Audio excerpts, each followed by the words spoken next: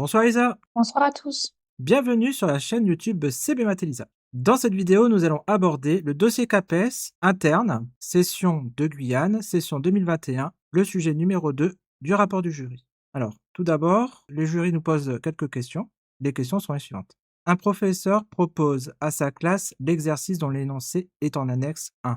Première question. Indiquez 2 compétences particulièrement mobilisées lors de la résolution de cet exercice. Motivez ce choix. Deuxième question, analysez les réponses des élèves situées en annexe 2 au regard de ces 2 compétences.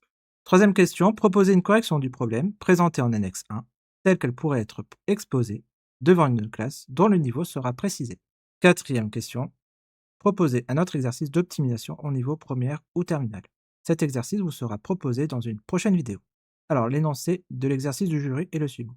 On dispose d'une ficelle de 50 cm. On la coupe en 2 morceaux. Avec l'un des morceaux, on réalise un carré.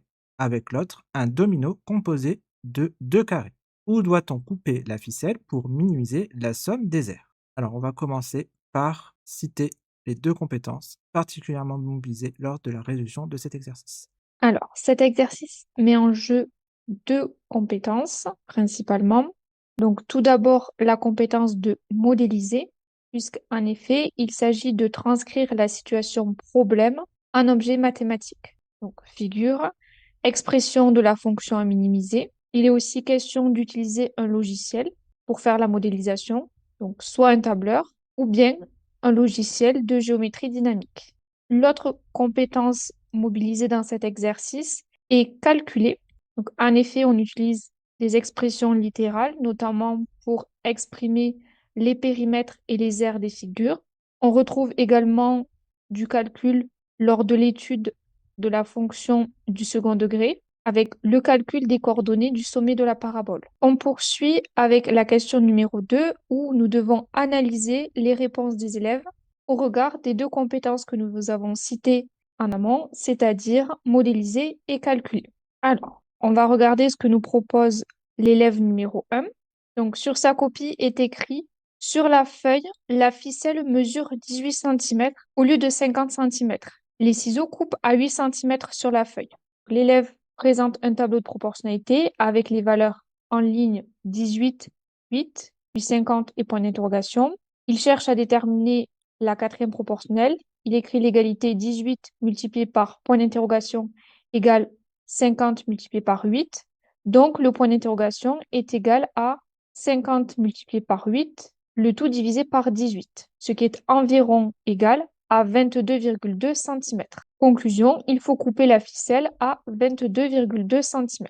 Donc, pour cet élève, sa modélisation est fausse puisqu'il a mesuré sur le sujet en pensant que la figure tracée était à l'échelle et donc donnerait la réponse au problème. Or, ce n'est pas le cas. Ce qu'il a fait, c'est une modélisation en appliquant une réduction de la figure par rapport à la situation initiale.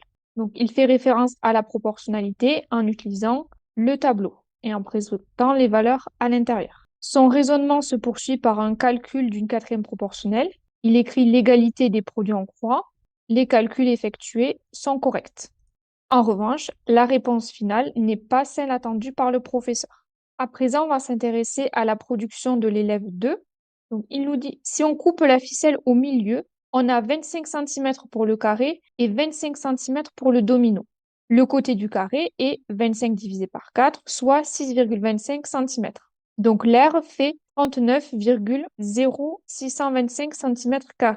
La largeur du domino est égale à environ 4,16 cm. Donc, l'aire du domino est 4,16 que multiplie 8,32, soit 34,7112 cm². Ensuite, il note le calcul 39,0625 plus 34,6112 égale 73,6737 cm². Puis, en refaisant les mêmes calculs, en coupant à 26 cm, il nous dit le côté du carré est 6,5 cm, donc l'aire du carré 42,25 cm², la largeur du domino est 4 cm, donc l'aire du domino est 32 cm², total de 74,25 cm². C'est donc plus grand, donc il faut que le premier morceau soit plus court. J'utilise le tableur. Donc, il a présenté sur sa production une capture d'écran du tableur qu'il a utilisé. Et il conclut, le premier morceau doit mesurer 24 centimètres. Donc, ce que l'on peut noter concernant cette production, c'est que cet élève résout le problème par la méthode essai-erreur, en prenant tout d'abord moitié-moitié sur la ficelle. Donc, il répartit la longueur de la ficelle en deux, en considérant donc la même quantité pour le carré et pour le domino. Le calcul du côté du carré est bien mené. Par contre, il ne justifie pas comment il obtient la largeur du domino. Donc la valeur 4,16 cm n'est pas justifiée ici. Il fait son calcul d'air avec des valeurs approchées, ce qui peut amener, bien sûr, à des valeurs imprécises.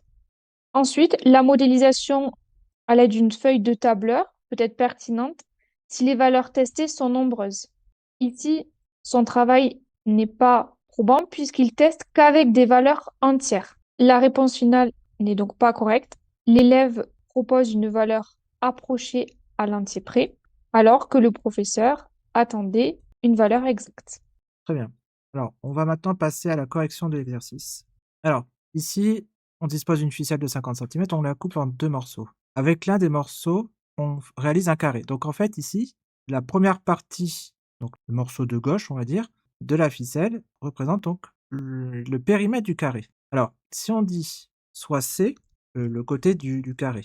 Donc quand je dis carré, ici, c'est bien le carré formé par le morceau de gauche de la ficelle. Et après, on va former un domino composé de 2 autres carrés. Mais ici, on parle de carré, le carré qui doit être constitué comme première figure. Donc, le périmètre du carré, on va le noter P de C, P indice C, et bien c'est égal à 4C. Donc ici, le carré, on le note grand C. Alors, maintenant, soit C', le côté... Alors, maintenant, on regarde le périmètre du domino. Bah, comme c'est l'autre morceau de la ficelle, et la ficelle mesure 50 centimètres, on a dit que le morceau de gauche avait comme longueur, donc si C c'est le côté du carré, bah, le morceau de gauche c'est 4C, et bien le morceau restant a pour longueur 50 moins 4C. Donc ici, si on coupe une longueur de 4C pour le membre de gauche, le périmètre du domino est alors de 50 moins le périmètre du premier carré, 50 moins 4C. Donc ainsi, le périmètre du domino, qu'on va noter P indice D, c'est égal à 50 moins P indice C, ce qui est égal à 50 moins 4C. Maintenant, si on note C', le côté d'un des carrés composant le domino, alors il faut remarquer que ici, le domino est constitué de 2 carrés, donc identiques. Donc on va noter petit c, le côté d'un des carrés, et on remarque que en fait, le domino est constitué de... Alors, donc si on note C', le côté d'un des carrés, et on aura 1, 2, 3, 4, 5, 6 fois C'. Donc le périmètre du domino, ce serait, en fonction de C', c'est 6 fois C'. Donc ici, le domino étant constitué de 6 côtés d'un des carrés, des 2 carrés composant le domino, bien entendu, on a alors P indice D égale à 6 C'. Et on avait trouvé que P indice D, c'était 50 moins 4C. Donc on va pouvoir exprimer C' en fonction de C. Donc ici, 6C' est égal à 50 moins 4C, ou encore, donc C' est égal à 50 sur 6 moins 4 sixièmes fois C. Alors maintenant, on va vous proposer une modélisation sur GeoGebra. Alors, donc, on va noter donc A, c'est 0, 0. Donc, on veut tracer un carré de côté C. Pour cela, on va construire un curseur qui va de 0 jusqu'à... Alors, la ficelle a pour longueur 50 cm. Donc ici, le premier bout de ficelle doit valoir 4C. Donc si C, c'est le curseur, bah, le maximum, ce serait 50 divisé par 4, c'est-à-dire 12,5. Et on va mettre un pas de 0,01. Voilà. Alors maintenant, on va tracer donc le carré de côté C. Donc ici, B, C, 0, C, donc le point C, ce sera C et C, D, ce serait 0C. Alors bien entendu, là, on ne voit rien. On va bouger le curseur, voilà, pour avoir donc le carré ABCD. ABCD, très bien. Alors maintenant, on va tracer le domino. Alors, on remarque que ici, donc on a le curseur donc C, et on a dit que C', c'est égal à 50 sur 6 moins 4 sixièmes de C. Alors, B étant placé à C, on va placer un point E égal à C plus C'.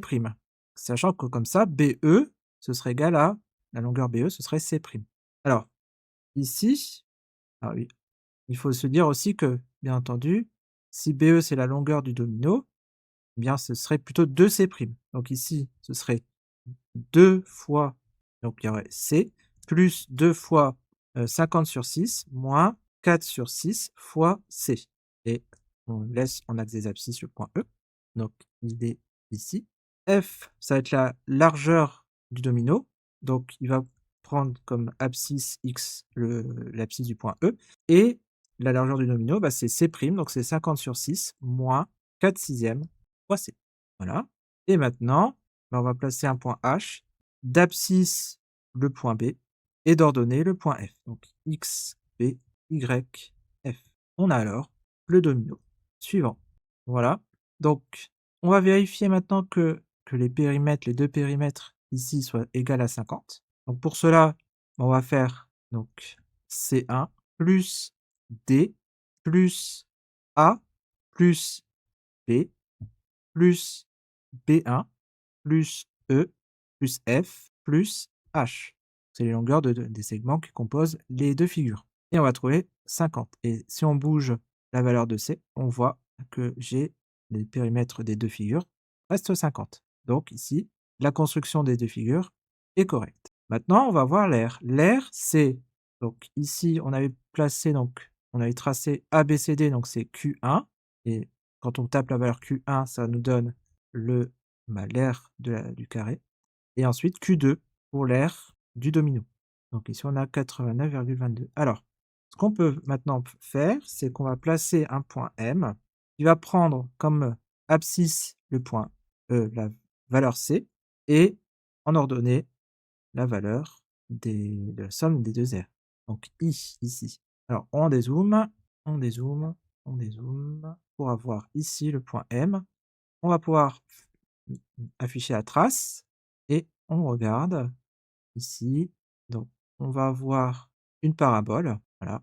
On voit bien que ça forme une parabole. Donc, le lieu des points M qui vérifie. Donc, C, abscisse C, ordonnée, somme des aires, forme bien une parabole. Alors maintenant, pour avoir le minimum, alors on regarde ici à 5,75 à peu près. Bon, on va affiner la valeur quand on fera notre modélisation avec la fonction. Mais là, donc, on a bien un minimum à peu près en 5,7 à peu près. On va maintenant passer à la modélisation par la fonction. Donc la somme des aires des deux figures obtenues s'exprime en fonction de C, par la formule suivante. Alors, ici, donc l'aire de ABC, ABCD, ici, c'était donc côté petit c, donc l'aire de ABCD, voilà, on va noter S la somme des aires. Donc l'aire du carré ABCD, c'est C au carré. C'est facile. Maintenant, l'aire de BEFH, donc notre domino. Eh bien, en fait, le domino est constitué de deux carrés de côté C'. Donc, l'aire du carré de côté C', c'est C' au carré, mais il y a deux carrés comme cela, donc c'est 2 fois C' au carré. Donc ici, on va remplacer C' en fonction de C. C au carré plus 2 fois, donc C', c'est ça, au carré. Donc c'est égal à C', C au carré, pardon, plus, alors on va développer d'abord 50 sur 6 moins 4 sur 6, C au carré. Alors, bien entendu, il ne faut pas faire l'erreur de dire on peut rassembler les deux fractions, parce que là, le 4 sixième, il est avec le C, donc on ne peut pas rassembler les deux fractions comme ça. Donc ici, 50 sur 6 au carré, deux fois. 50 sur 6 au carré, donc ça va faire 2500 sur 36. 2 fois 50, 100, fois 4, 400. 6 fois 6, donc en fait c'est 50 sur 6 fois 4 sixièmes, donc 6 fois 6, 36. Donc 400 C plus 4 sixièmes C au carré, donc ça va faire 16 sur 36 C au carré. Maintenant, on voit qu'il y a un dénominateur de 36. Donc si on met au même dénominateur, ici, ça va faire c au carré plus 2 facteur 2, 2500 moins 400c plus 16c au carré sur 36. Donc 2 sur 36, eh ben, ça va être égal à 1 sur 18. On simplifie par 2. Donc on aura c au carré plus 2500 moins 400c plus 16c au carré sur 18. On intègre le c au carré à la fraction en mettant le même dénominateur, 18 sur 18, donc ici 18 sur 18, 18c au carré sur 18, plus ceci. Et maintenant, 16 plus 18, ça nous fait 34. Donc ici, on va avoir 34c au carré moins 400c plus 2500 sur 18. Alors maintenant, on va noter, donc on note en grand S, la fonction qui a c associe donc 34c au carré moins 400c plus 2500 sur 18. Donc cette fonction, donc on prend un côté c du carré, on calcule donc la somme des deux figures fabriquées à l'aide de la ficelle. Et cette fonction, elle est définie pour c, donc c compris entre 0 et 50 divisé par 4, donc ça fait 12,5. Donc défini sur l'intervalle 0, 12,5. Alors maintenant, comme S, c'est une fonction du second degré, sa courbe, sa représentation graphique est une parabole qui est tournée vers le haut, car A, donc c'est 34 sur 18, il est positif, de sommet alpha et bêta. Donc alpha, c'est égal à moins b sur 2a, et bêta égale à f de alpha. Donc alpha, on peut le calculer, c'est moins b sur 2a. Alors ici, bon, a au carré, ax au carré moins plus bx plus c. Donc ici, on aura 34 sur 18, c'est petit a, moins 400 sur 18, petit b, et 2500 sur 18, c'est petit c. Donc moins b, ça va faire moins 400 sur 18, 2 fois 34 sur 18. Ici, les dénominateurs des deux fractions sur la fraction principale, numérateur, dénominateur, sont les mêmes. Donc on va pouvoir simplifier. Donc moins par moins plus, on a 400, on simplifie par 18, 400 sur 2 fois 34, ce qui va nous donner 200 sur 34 ou encore 100 sur 17. Comme A positif, le sommet de la parabole constitue un minimum de la fonction S. C'est même donc le minimum global de la fonction S.